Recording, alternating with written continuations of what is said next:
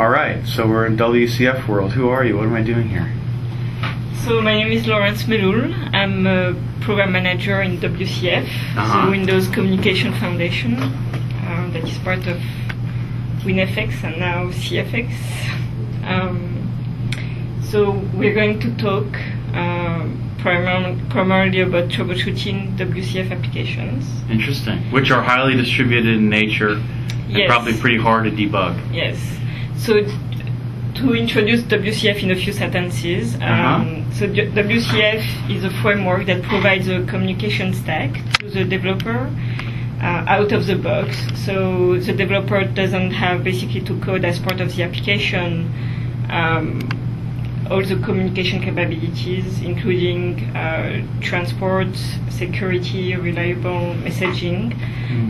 He can use configurations through WCF to get those capabilities.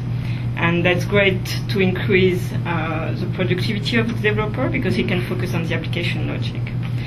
So that's Sounds familiar. Sounds familiar. Good. So that's one. Basically, that's one contribution of WCF. Another one is that it helps manage applications out of the box as well, and in particular, it helps troubleshooting them. Okay. So we have someone else in here too. Who's this person? I recognize you. Hey Charles, How you I'm doing? Craig McMurty. My office is just up the street from yours. Yeah. That's how I'm like yourself. I'm in development platform evangelism, and I'm currently the technical evangelist for the Windows Communication Foundation. Excellent.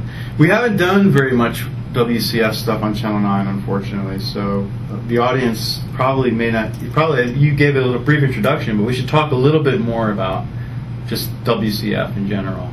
Like, for example, can you build web services on top of it?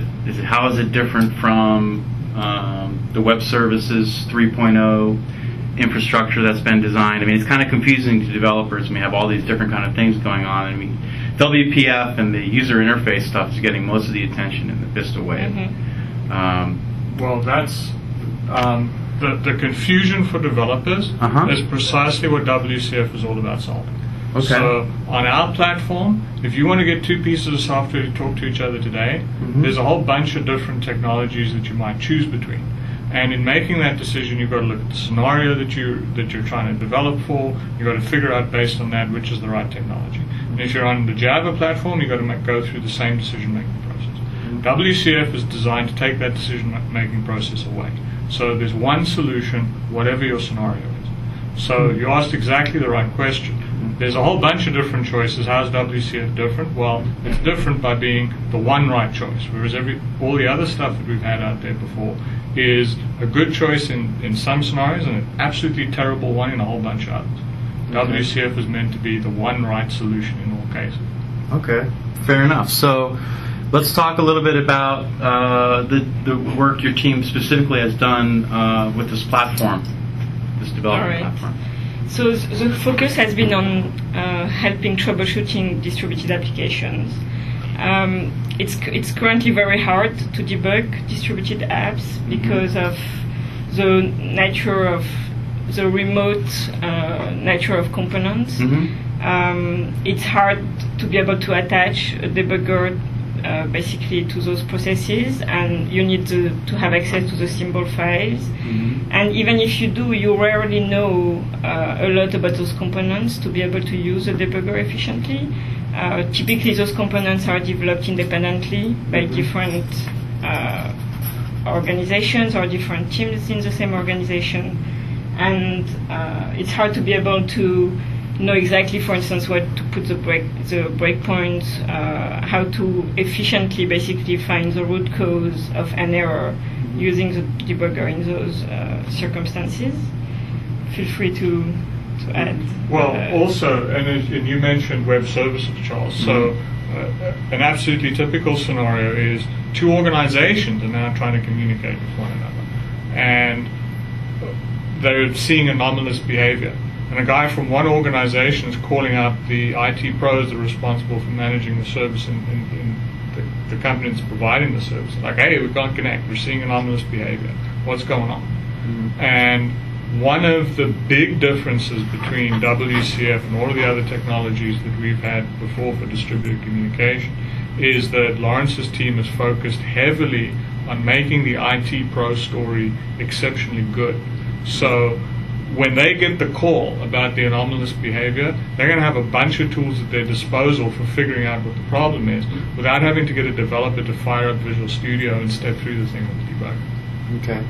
So what happens when in a distributed world, it's also heterogeneous?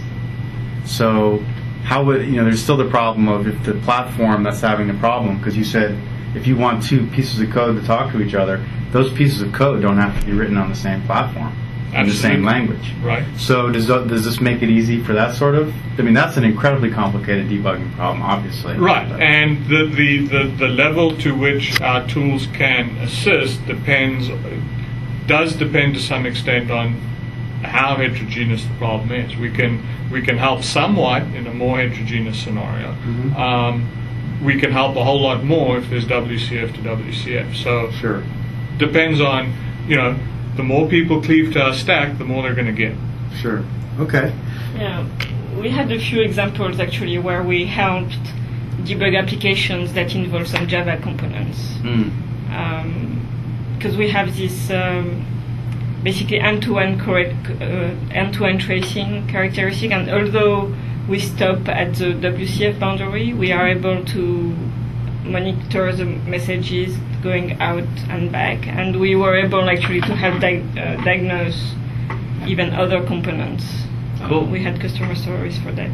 Excellent. So it sounds like you guys have a platform, and you're saying IT pros, there's going to be applications that run on top of the platform they can use to monitor stuff and send information back to developers on the other side that will understand what's going on. Pretty much. There's stuff that we provide out of the box, and because it's a platform, developers can build their own interfaces on top of that. So there's going to be tools that you get right today. If you install NetFX3, the SDK, we got tools right in that box, and then enterprise and developers who recognize that they can distinguish their applications from the competition's applications by making the IT pro story better, well, we've got a platform that they can do that with. Okay, great. Well, let's take a look at some examples of debugging a distributed application. Yeah, so the main goal of that piece of work was to provide an end-to-end story for troubleshooting, and that's being done by having a correlation between all events that are emitted across the application by all components of the application. So the idea is to be able, given an error, to be able to track down the root cause of that error by correlating events together. So for that, we have made some design decisions, one of which was to define what we call activities, which are logical units of processing. And for instance, one type of activity is a WCF request that will go across components. And so there we will be able to see the traces both from the client endpoint and the service endpoint as part of the same activity. So that's one first level of direct correlation that we have right there. Okay. As opposed to manually having to correlate the traces on one side and at the other endpoint. We also have the notion of transfers between predefined activities, and that's another level of correlation. So we would be able to go from one activity to the next as soon as we have a change in the control flow. So for instance, in WCF, we construct a service host, and from there we open listeners. And so we will have one activity for the construction of the service host that will transfer to a separate activity for each listener. And so when we will get a request that we will use a specific listener, we'll be able to track down the service host by following the chain of transfers, basically. And the third mechanism that we use for correlation is what we call propagation. And that is helpful for correlation across endpoints. What we do is that we add what we call an activity ID in the message that flows across endpoints. And at the other end, on the receiving end, basically, the endpoint will get that activity ID and set it in scope in TLS, so that all traces emitted will have that identifier, and we will be able to correlate those traces with the ones in the client for that context. So that's what we do. Very interesting. So I can show us some stuff. show Good. an example. I'm going to zoom in on this guy. Okay. All right. So it looks like XML. So that's a configuration file. So I'm going to use a basic sample that we have in the SDK. It's a sample where the client makes 4 operation calls. One is an add request. This is a math application. So one is add, one is subtract, one is multiply, and one is divide. Okay. So we have 4 operation calls. I augmented the code here with user traces that I will explain later on. For now, they are not active. We are not emitting them. So it's basically 4 simple calls. On the service side, we basically have the code to process those calls, right? So we emit the result and we send back the response message to the client. So in terms of configuration, system.serviceModel is a trace source that emits events in WCF. So what we do is that we instrument the framework so that we emit all traces, basically that will describe requests without having to instrument at all the application. So we give all this instrumentation out of the box, and the developer or the IT pro can use those events to understand what's going on and correlate events across the components of the app. Excellent. And the code that the developers are looking at here is configuration that they'll recognize if they know the system diagnostics namespace. So we're not inventing new fundamentals where it's not necessary to do so. We're just building on top of it. Cool. Exactly. So here's a trace source, the system.serviceModel. We set the information level and what we call activity tracing. This switch basically permits the emission of the activity boundary traces, so what I described earlier, so this grouping of traces that belong to the same conceptual unit, and also the transfers between those activities. So we will see that when I run the app. Propagate activity is the third mechanism at Autobot, which is to propagate the activity ID across endpoints. So here I set it to true. I also have a user-defined trace source, but it is off for now. And I have a message logging trace source. So we have 2 diagnosis capability. One is to record the actions that are occurring in the app. And the other is to basically record the data that flows through the system. So we call traces the former, and we call message logs the later. So we have 1 trace source for each. Okay. And ASMX developers will be pleased to see this, because they'll know that if you just wanted to find out something like what messages are going across the Y in ASMX, you had to write a SOAP filter, which was about the most rocket science thing you had to do in ASMX. And here, we're putting the message logging in the box. You just have to flip the switch in the configuration file, and you can use configuration editor if you don't like the XML, and hey, you can see what messages are going on with the Y in different layers of WCF. Excellent. And that's the whole spirit of WCF, is to factor out a lot of capabilities for the framework and permit the developer to benefit from them just through configuration without having to code anything. Excellent. Well, I got to stop saying excellent so much. People have been complaining on Channel 9, but it is excellent. So. It is excellent. It is excellent. So sorry, Niners. I'm going to keep saying it. All right. So what I did on the service side is that I injected, I'm going to throw an exception in user code. For the multiply request, I'm just emitting an exception saying, hey, I don't want to go on with this request. And so we will see how we can basically understand what's going on in the app without even necessarily knowing what the app is about. So if we take the example of the IT pro, he may not be very familiar with WCF or with the app, and still using the traces, he will be able to understand who is responsible for the root cause of the error. Excellent. So we will show that. So I'm going to run this.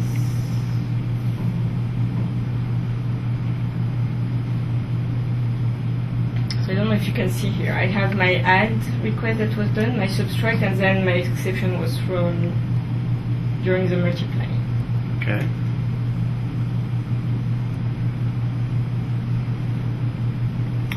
And a log was generated. Yes. So this is a client log. I'm going to open afterwards the server log and open them together actually. But before I do that, I'll explain a bit what we are seeing here. So on the left panel, we have the list of activities by creation time. So those are typical activities that we create in WCF, and so the user will get familiar with those and will be able to recognize which one are relevant in which context. So here we start by constructing the proxy, and those activities basically expose the story of WCF, how the framework works. So we start by constructing a proxy. We open the proxy, and for each request that we make, we have an activity named process action of that request. So here we have process action of add, if you can see at the end, process action of multiply, and process action of subtract, and then we close the proxy. Okay. We don't have the divide here because we had an exception that was thrown, right? So we interrupted the app. So that's the client. On the server side,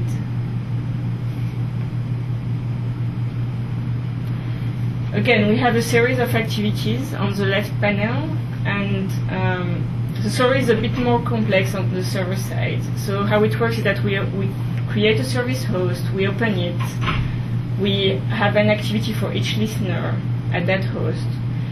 When bytes are coming in, we create a receive bytes activity where we will process those bytes, and then basically for each set of bytes that correspond to a message, we have a process message activity. So here we have 3 process message activity, one for the add, one for the subtract, and one for the multiply. Okay. And out of these, we will process the actual request. So we have one process action for the add, one process action for the subtract, and one for the multiply as well. Yep.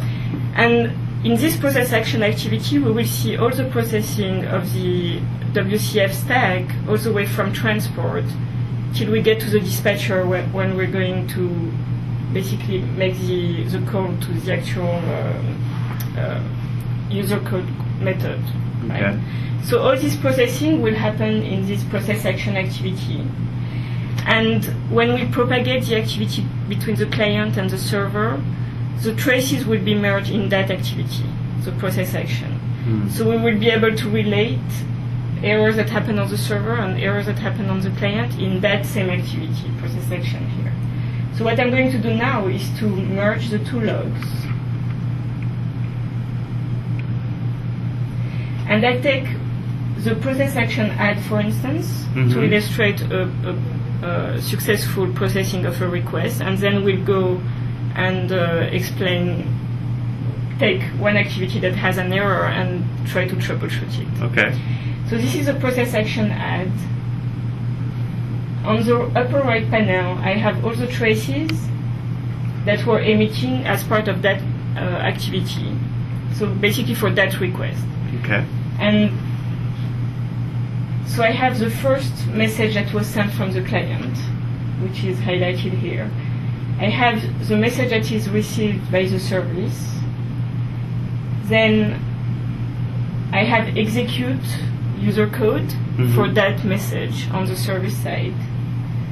Then I have the response that is sent back to the client, sent a message over channel. And then I have the client that receives the response. So all this happens in the same view. And so here we have the direct correlation. We don't need to go manually and try to correlate the events across the different logs. This is done thanks to the work, the instrumentation that was done in the framework and the interpretation from the tool. Great. So let's see So in red on the left panel, I have in red and yellow errors and warnings that happen during my request processing. So I can basically pick any of those that is in red and try to understand the correlation between all those errors. So if we imagine 100 of activities or even 1,000, it's hard to understand what error is significant or how to start analyzing the logs, right? So here, let's say we pick the first one that is in red. Here, the 01 is basically the default activity where unhandled exceptions are popped up. Okay. So typically, they are not the most meaningful exceptions. If we see here, we have the server was unable to process the request due to an internal error, and this is emitted on the client side. So what I'm going to do is to select the next activity, and I'm going to double click on it. This is receive bytes. And this part of processing is happening on the service. So I'm going to double click on it, and here I get to a graph where I have my list, basically a graph of related activities. So here are the ones I mentioned previously: open service host, the listener, and the receive byte activity that is related to that listener. Okay. So here I can see that I have an error. So I go on the right side and basically try to see the details for that trace. The socket connection was aborted. Alright, this doesn't give me yet much information about what exactly happened. So what I'm going to do is to go back through the graph and expand any previous processing that may give me more information. The assumption here is that when an error happened, it's very likely due to something that was just before it. Right? Exactly. So I'm going to walk back. It would be weird if it happened afterwards. But one thing that I do want to point out is even although we're not able to diagnose from this error message a lot of what has happened, if you look at that error message and you look at how it's written, it really does make an effort to tell you as much as it possibly can based on the understanding. That's one of the things that any developer with WCF from at least the July CTP on is going to really love, is that the error messages, they're like wise men. They say, look, something bad has happened, this could be the cause, maybe that's the cause, and it really tries to direct you to what the possible solutions are. And Laurence was actually responsible for driving that. Cool. But I mean, also you get a stack trace. So most developers will just look at the stack trace and try to figure out what's going on. It's true. But IT pros probably be a little more complicated. Right. Not that they're not intelligent enough to understand a stack trace, but they don't live and breathe stack traces like developers do. All right. And you want them to be able to quickly get to the information as opposed to go and dig it. So the goal here is to make the whole path to get to the root cause very short. Right? Cool. So here we go back the path and we expand. So those plus signs mean that we can expand related activities to see related events. So here I have my processing message 3. So I know that my basically socket connection abort happened after I processed my message 3. And if you remember the code, we had add, subtract, and multiply. My third message is the multiply request. So again, I have a plus sign here. I'm going to keep expanding until I find relevant errors, right? So I'm expanding, and here I have the whole interaction graph between my client and service. So I expanded from process message 3 to the actual activity that processes the action of that message, which was multiply. So we can see it here in the description. Now this long green activity is the process action of the multiply request between my client and the server. So I can see that I have errors here on the servers. If I click on the error, it's the same error, right? It's basically the same error that was bubbled up. So I'm not getting any more information here. However, I can see that this is my response message that was sent back to the client. And my client is raising some warnings here. Yellow means warning. So I'm going to see what the client is saying. And the client is basically saying, okay, I was unable to process that request, so we still don't know. But we can guess that basically we're having an issue in the processing of the response of the message. So we continue to go back, and we still have one node to expand here. So we'll expand it. And that activity corresponds to the execution of the code, the user code, for the multiply operation. We assume that the user will get familiar with the naming of the activity. For instance, when we have execute plus an operation name, it means we are in user code on the service side. And we see that we have an exception here that was thrown in user code. And the exception say, I, the service, don't want to go on with this request, right? So that's the exception that I threw explicitly in user code on the service side. Yes. So here we get the whole story. We can see that the client is failing because of an error thrown in user code on the service side during the processing of the third message, of the third method call. Very cool. And when the IT pro who's faced with this problem has diagnosed it to this point, they can now take these same log files, give them to the developer, and the developer's got something to go on, as opposed to the IT pro saying, look, in production this happened, and the developer's going, well, it works on my machine. This time the IT pro has strong evidence that, no, there's actually something wrong here, and exactly what it is and where in the code the developers should start looking to find out the problem. And frankly, from this, we already know exactly where that line of code is going.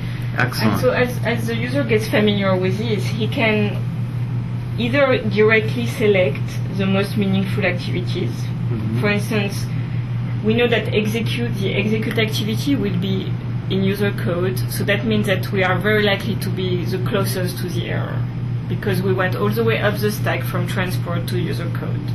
If there is an error in user code on the service side, it's probably there that the root cause will be. So we think that there will be a small learning curve, but eventually the IT pro will be very productive in debugging. Another path that is very useful is to go through the list of messages that were logged. So the actual data that flows basically through the system. And in red are the messages that are impacted by an error. So here, so for instance, this one is in multiply. So I can click on it, double click on it, and I would get to the same picture directly in the graph.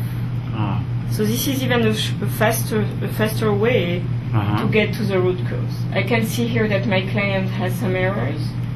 And again, if I go back and expand the node, I'm getting to my user code error here. So in the real world, there's going to be, when you have a distributed application, there's going to be multiple servers involved, right? And potentially multiple clients. Yes. So that's going to make those graphs look really complicated, right? Or do you have a simplified story for that? No, so what we do have, so first we show only the components and the activities within those components that are related to the particular message or trace that was initially selected. So here, by double-clicking on this message, I'm going to see in the graph only the components that are involved in that request. That message pass. Right, so that limits the size of the graph to start with. Second, we have those expand collapse feature that help us visualize the graph a little bit better, right? So you can go from a fine grain to a coarse grain view really Exactly. So here, for instance, let's say I want now to see all the messages that happened on that particular connection. I can basically expand them, and if I have other services involved, they will show up as I expand the graph. Okay, excellent. So this really sounds to me like tracing on steroids, right? Because we've been able to trace in code for a while, right? Using diagnostics that came in 1.1, which have increasingly gotten better. And you guys have taken that model, working with the CLR, the frameworks team, and really just going way out of town, which is very cool. And putting a user interface in front of it, and a user interface that is right out of the box. So developers who adopt .NET 3, this user interface is free of charge to them. They've got a great story about how their apps become manageable without having to develop their own UI. Cool. However, they could develop their own. Aha.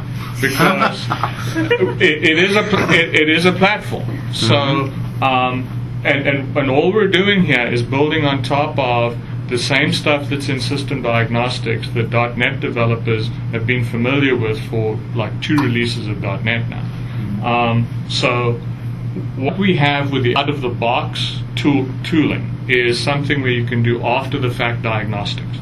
So you know something bad is going on, you turn the tracing on, you gather the traces that have been recorded on the client and the traces that have been recorded on the server, then you open those up together in the trace view and you try to figure out what happened a few minutes ago when something bad happened. But you might also want to be able to visualize what's going on in your environment as it's happening. And particularly when you're in the development phase, you might want to see things as they're going on rather than diagnosing them after the fact. So what I've done is I've created a different trace viewer that sits on top of the same technology. So it's a different UI on top of the same diagnostics platform that shows what's going on between the clients and the servers as it's going on. So why don't we take a look at that? I call it the live trace viewer, and folk are able to download not only the live trace viewer itself, but also the source code from www.cryptmaker.com livetrace.zip.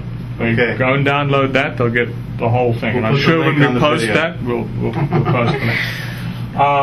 So here's the live trace viewer, and perceptive viewers, perceptive niners will recognize this as probably a WPF UI, which is exactly surprise, what it surprise. is. So yeah, you know, down on our end of the campus, we do everything with WPF. And although this was entirely unrehearsed, it turns out that Laurence and I have chosen exactly the same application. So it also uses the calculator that's doing the add, subtract, and multiply. So what you're able to do with a live trace viewer is I've got a configuration option in the menu. So you can simply point the live trace viewer at the configuration file for your application, and it will establish the configuration options appropriately without you having to dig into the XML or read the documentation. You say, I want to use the live trace view with my app. You just point to its configuration file and it'll deploy the right configuration for you. Great. So now we've got the live trace viewer running. What I'll do is I'll start the service, and the live trace viewer is going to detect that a service is alive and listening on our system. So there the service is started up, and the live trace viewer knows that there's a service listening for messages on the system. And now we'll start the client up, and the live trace viewer has detected that a client endpoint is on the system, and it's detected that between the client and the server, between those two nodes in the network, messages are being sent back and forth.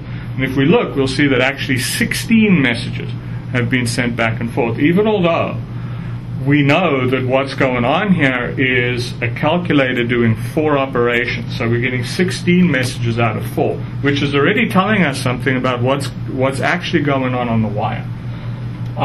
Then what we can do is we can dive in and see what endpoints are exposed on any of the nodes. So here on the service endpoint, we can see that the service is listening for the calculator messages, but it's also got a metadata exchange endpoint where you can go and download the WSDL. Then we can dive into the client as well. And then when we visualize the client and the server together, we can see the client's connection to the server by which it sent the messages. We can see visually that the server has 2 nodes. So if we just move the server around a little bit, we'll see that there's the node that the client connected, the endpoint that the client connected to on the server, which is the one that does the calculation, and there's the other endpoint, the one that is used for downloading the metadata.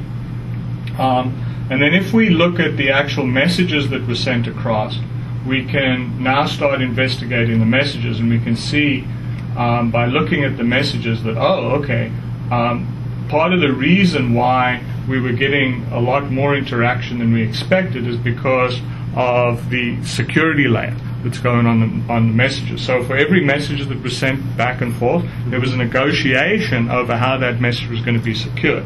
And developers are able to see visually the implications of the binding options that they select, so the protocol options that they select. So a developer who might be first inclined to switch all of the protocol options on because, hey, they're there, now gets to see visually what the implications of that are on the wire. Great. That's very cool. Real-time tracing. Exactly. With nice UI. So Good. you're using WMI and the traces that are being output. No, I'm actually Just only using only the the trace information. Yeah. The reason that I can't actually remember the reason why I didn't choose WMI. Oh, it was because there are cases where you've got a client application that's interacting with the nodes that could be sending a message out to some arbitrary application sitting in the cloud that you weren't able to configure the live tracing onto. So what I needed to do was be able to diagnose as much as I could purely from the messages that were being sent back and forth. So I'm just sitting on top of the activities in the message. Very interesting. Now, let's assume that you don't have control over the server. I'm a developer, right? And I'm writing code, and I'm interacting with some service that someone else made, running somewhere that I don't have any access to the server. But debugging has been enabled on the server, for example. Can I use this tool? You know what I'm saying? Tracing? So I'm going to want to know when I write my code exactly what a server that I don't own is doing, and I want to trace all of it. This will work, right? Well, the live trace view is not going to help you out much because if you don't have any control whatsoever, then by definition you're not going to be able to configure it to do this listening for you. If you can at least configure it, then the live trace view will give you the interaction. But the out-of-the-box tracing will allow you to record traces on the server, gather those traces together, analyze them with the trace viewer. Or if you're not even able to record traces on the server, you can at least, by looking at the interaction from the client's perspective, you can at least dive in and see exactly where something went wrong, as opposed to, oh, something bad happened. Exactly. So, like we saw, for the 4 messages of the calculation, we're actually getting 16 messages going across the wire, and part of that was the security negotiation. So instead of the client just saying, oh, I couldn't do what you wanted me to do, you would at least be able to say, well, the thing failed at a certain part of the security negotiation, so chances are perhaps the certificates are not configured correctly, or you put the wrong username and password in, or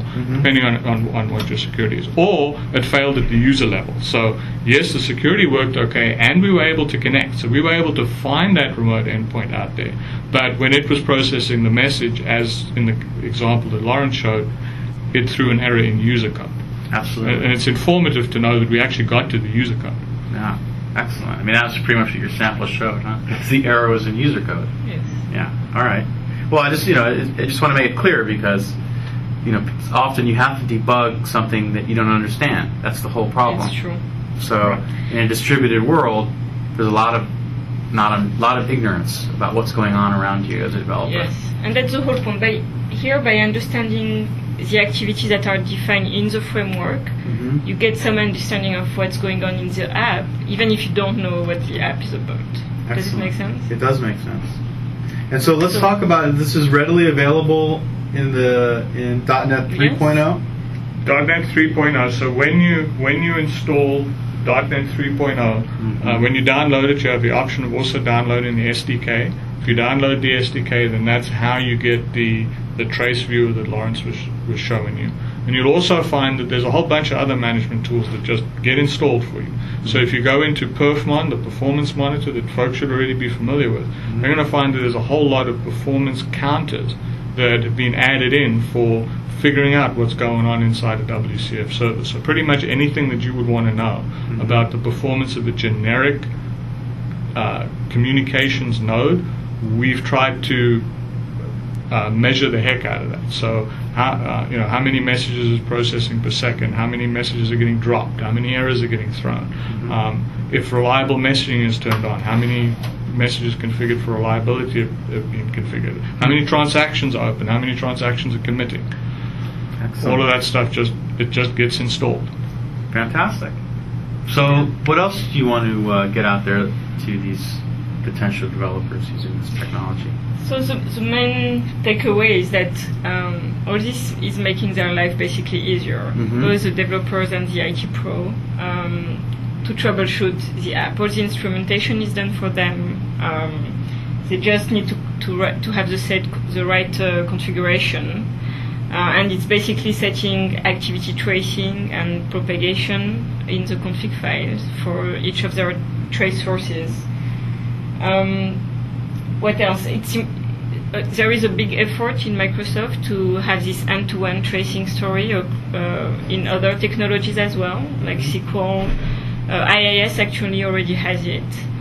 So basically all traces emitted by those technologies will be able to be merged in the same tool, and we'll be able to get the end-to-end story even across different types of components and at different layers in the app. So hopefully we'll get there.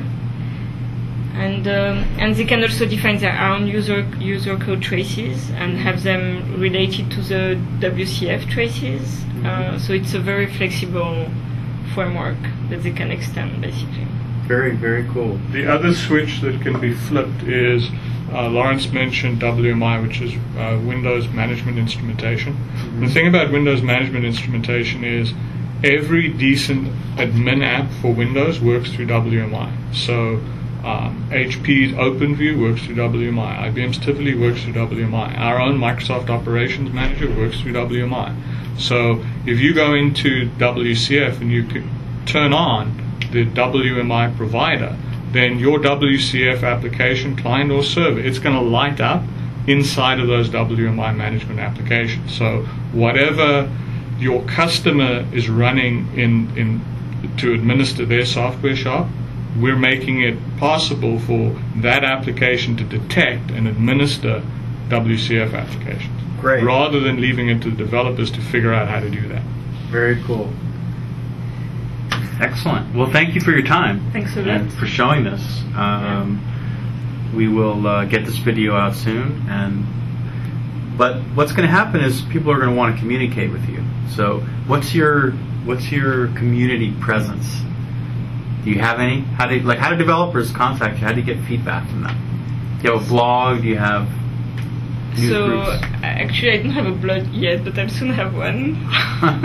But they can use There's forums, a couple of right? channels. So there's an MSDN forum for WCF. Okay. And we actually have somebody on the team whose job it is to crack the whip to make sure that responses are getting out there. So every day an internal email goes out saying, hey, there's X many unanswered questions here. We need to get those questions answered. And the other big forum, of course, is netfx3.com, which is the holistic community site for all of the technologies in .NET 3, not only WCF but also workflow and card space. Developers interested in any of those technologies can go to netfx3.com, and we've got samples and white papers. Excellent. And of course, Channel 9 will have videos. We have a wiki on Channel 9 you can start up, and forums. And when the video is released, just answer questions on the video thread, that type of stuff. It's easy to become a Niner, right? Doesn't very sound easy rocket to science. become a Niner. Very easy. Cool. Well, this is good stuff. I'm glad to see that this is happening. Nice to meet you. Thank you. Thank you.